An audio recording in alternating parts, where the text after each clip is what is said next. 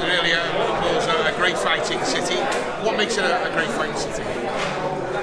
You know, the fans in Liverpool are well known for being avid sports fans, especially for football. And you know, the last time I was here was Goodison Park when Tony Bellew captured the cruiserweight title, and just an awesome scene. And just everybody had tears in their eyes. It was spectacular, and it was somebody just doing something behind your back. I'm sorry, but it was a great night of boxing, and the fans, the way they turned out for that fight.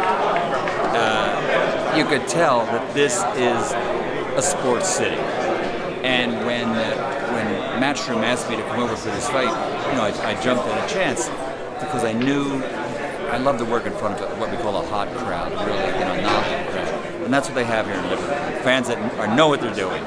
Amir Khan's had 2 years out the ring. You've watched boxing for many years. Can that be a major effect in his game?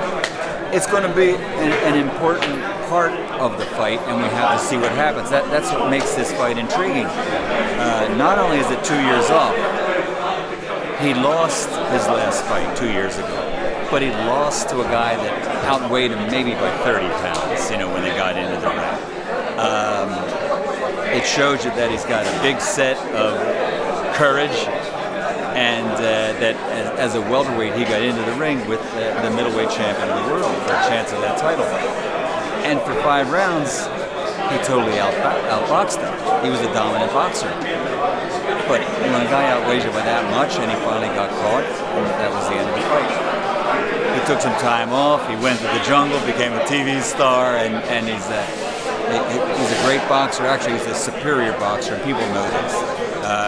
He's got to have great defense, and he has an opponent, not a hand-picked opponent to make a comeback with, but a guy that's really tough as nails. And you know, even when you look at these two fighters, you think boxer versus slugger. And Phil Greco, his nickname is the Italian Sensation. What does that remind you of? Rocky Balboa and Apollo Creed. So, you know, it's going to be a very interesting fight. This side of the Atlantic, Greco will be less familiar with some fans. What he brings to the table? What does Greco bring? Yeah. He's got a very interesting trainer in Fernando Vargas, who is a former world champion and looks quite fit himself right now. And one thing about Fernando is he was known for gaining weight between fights and then like working his butt off in training camp. And I think he's going to apply that spirit and that way of training to what we see with Phil Greco. I think we're going to see a very fit young man, and it's just going to be a good fight. This is not an easy fight for either fighter. One of Amir Khan's former opponents, Canelo, we touched on before, he's received his 6-month ban now for failing 2 drugs tests. Do you think that sanction is damning enough?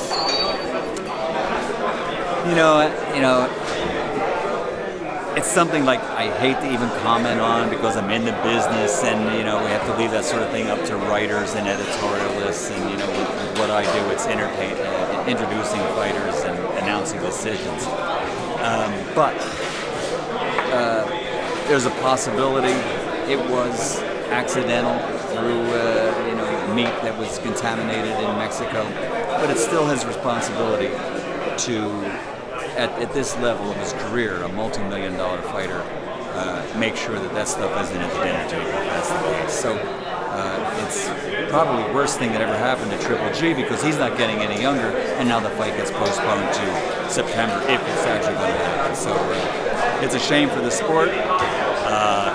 It gives me a chance to come back here on May 5th instead of working in Las Vegas, and now I can be at the O2 Arena for Bellew and Hay. Sellout Saturday night, your opinion? Who wins, Khan or Greco? Listen, the winner for this fight is going to be the fans. How's that? Thank you. Okay, cheers. It's Michelle Joy Phelps. If you haven't already subscribed to our YouTube channel, make sure you do so by clicking this icon right here, or else.